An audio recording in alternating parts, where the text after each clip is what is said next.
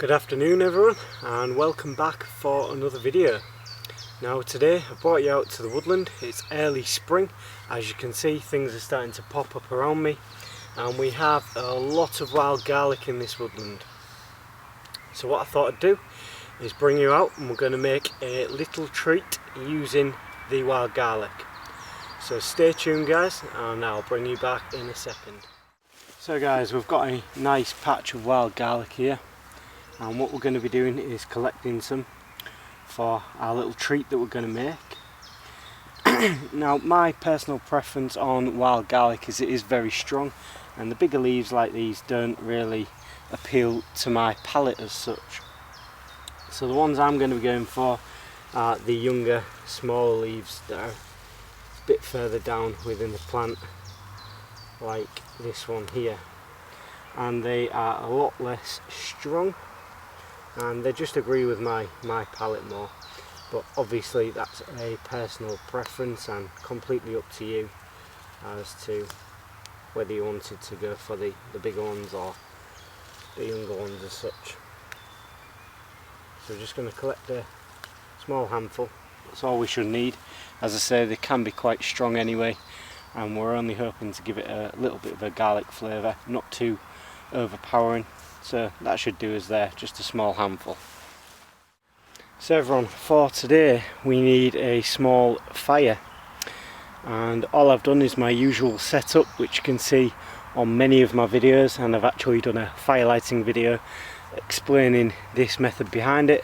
But we've got the simple raft at the bottom, and then we've got the crisscross of the small twigs on top, and I've also got a nice bundle of dried cleavers here. Now these have been air dried. I can still feel a bit of moisture in them. I've roughed them up to give them as much surface area as I can, and I'm going to put my piece of burning amadou right in there like so, and then hopefully we'll be able to get a flame and take it straight down to the tinder bundle. Now when I say these have been air dried, these were actually hanging up in the branches of trees because the cleavers are growing that high. Obviously cleavers being a climbing, weaving kind of plant, so I got the driest ones I could, not the ones closest to the floor. So as I say, we're going to be using amadou today, so that leads you to obviously believe we will be doing flint and steel, and you'd be correct.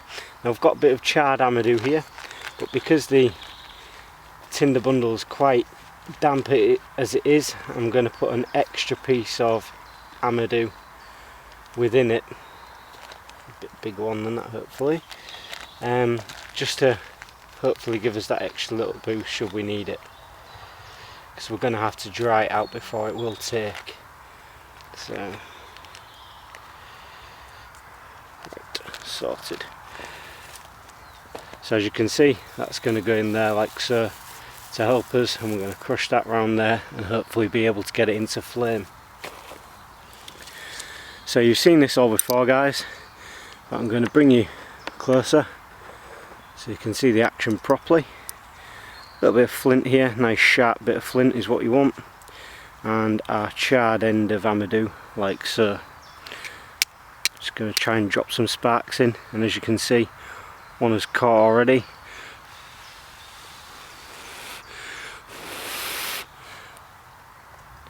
So that's that. Now we can take that over to our tinder bundle. With it being amadou, we don't really need to rush.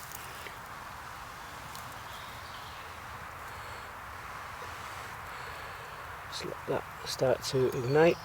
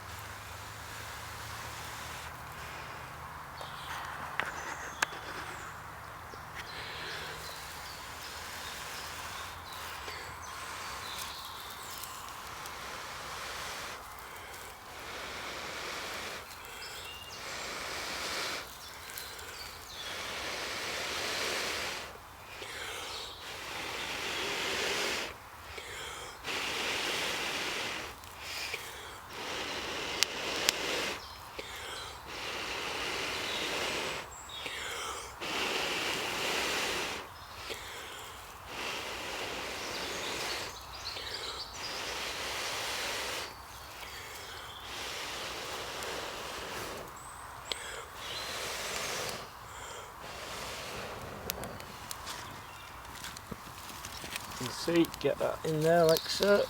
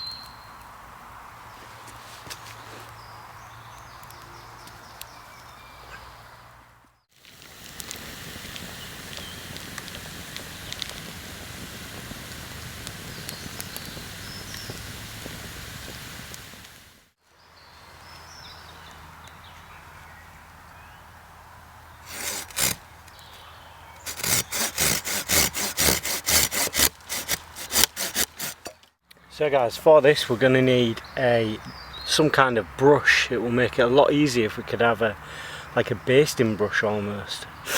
So what I'm going to do here is, I've got this piece of green hazel and I'm going to start taking the bark off just over here.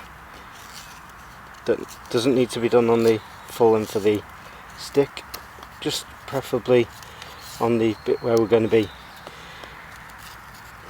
using, just because the bark can obviously harbour bacteria. You all know that already. Don't need to teach you to suck eggs. Like so. And what we're going to start doing is just literally feathering all the way around. Yeah, it doesn't need to be anything spectacular. They can be quite thick, quite crude feathers.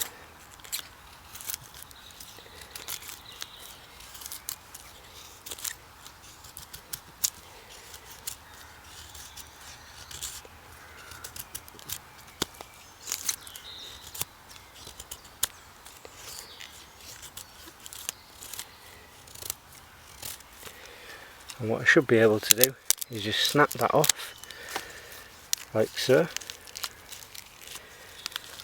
Just trim the ends.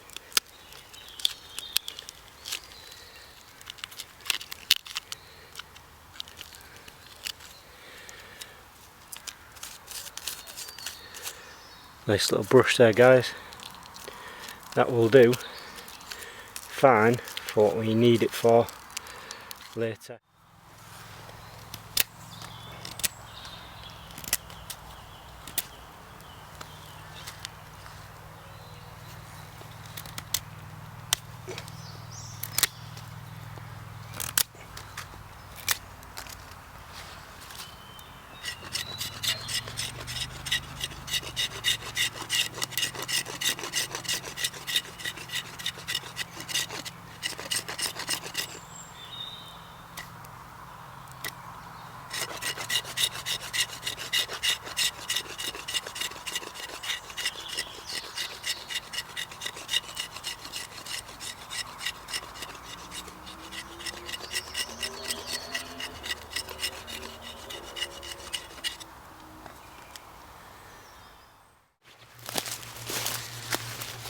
So everyone, what we needed for this was a nice pile of embers,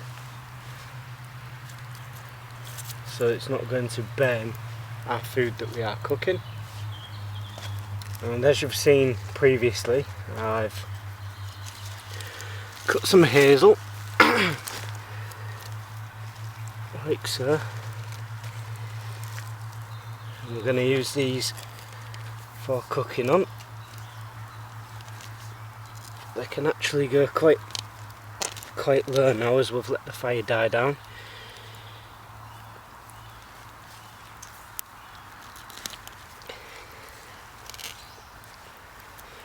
Like so. And obviously I have another piece of hazel you've seen, which is this bit here, which goes across there like so. And what we're actually going to put on that is some bannock. Now what I've done is our garlic that we collected earlier is actually in here, so we're just going to wrap it round. Now this can get messy, so we're going to try and fold it over, usually helps a bit more, and spread it out over the stick so that it can start to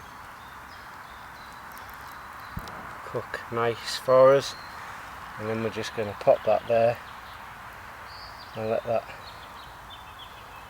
start to cook like so. Everyone, a quick little tip if you're wanting to do this type of cooking is you can actually offset the fire. So I've brought you in line with it now, and you can see the fire is slightly in front of the actual rotisserie, or whatever you want to call it.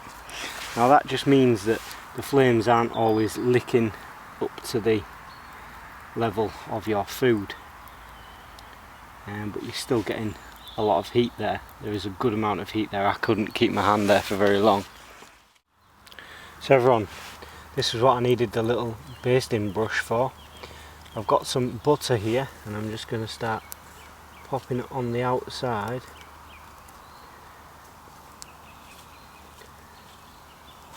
of our garlic bannock.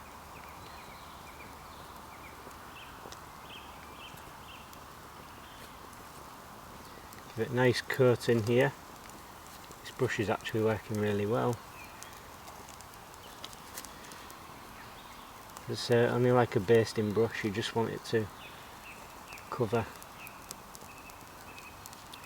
the bannock in the butter like so, and that's going to give it a heck of a lot of flavour.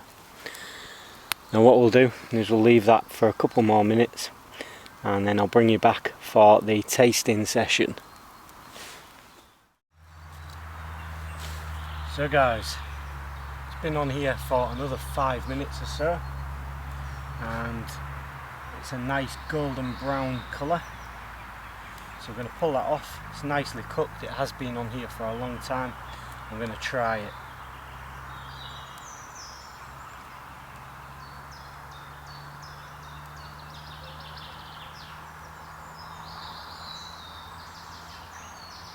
It's really tasty, guys. Just really simple. Still nice and doughy, just as I like it.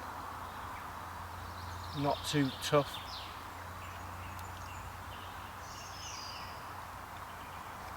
And that butter has made all the difference.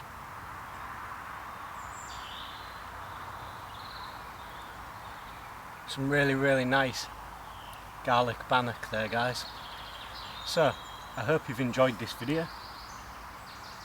Hope it's given you a nice little insight as to what you can do with some simple ingredients and some simple foraged ingredients.